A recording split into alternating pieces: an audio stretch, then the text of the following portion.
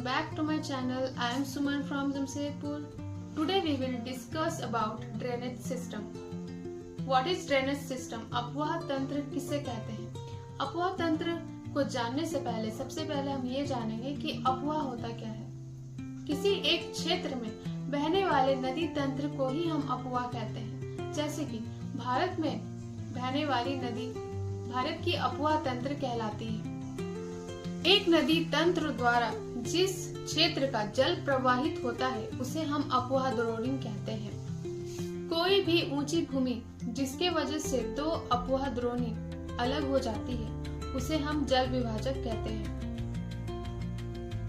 भारत में मुख्यतः दो प्रकार की अपवाह तंत्र पाए जाते हैं। पहला हो गया हिमालय की नदियां और दूसरी हो गई प्रायद्वीपीय नदियां।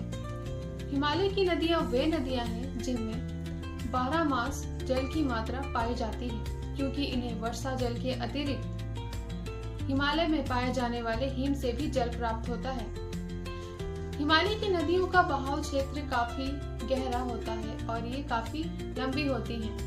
हिमालय की मुख्य नदियां सिंधु, गंगा, ब्रह्मपुत्र हैं। हिमालय की नदियां जब हिमालय से उतरकर मैदानी भागों में प्रवेश करती हैं तो वे हिमालय में पहाड़ों को काटकर गार्जों का निर्माण करती है। गार्ज बेसिकली होता क्या है? दो पहाड़ों को जब काटकर नदी अपना जल लेकर आती है तो वहाँ पे एक सुंदर सा दृश्य का निर्माण होता है जिसे हम गार्ज कहते हैं। अब हम जानेंगे प्रायद्वीपीय नदियाँ कैसी होती हैं। प्रायद्वीपीय नदियाँ ज्यादातर मौसमी होती हैं क्योंकि ये वर्षा जल पर निर्भर होती हैं। जब वर्षा होती है तो ही इन नदियों में जल की मात्रा पाई जाती है।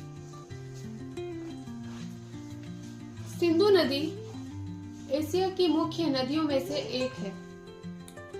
ये मानसरोवर से निकलकर भारत और पाकिस्तान से बहते हुए अरब सागर में मिलती है। इसे पाकिस्तान की राष्ट्रीय नदी और प्राचीन सिंधु घाटी सभ्यता का जन्म स्थान भी माना जाता है।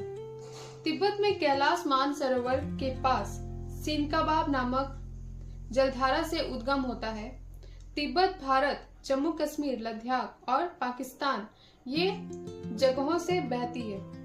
जगहों में होकर बहती है। इसकी लंबाई लगभग 3200 किलोमीटर से 3610 किलोमीटर के बीच है।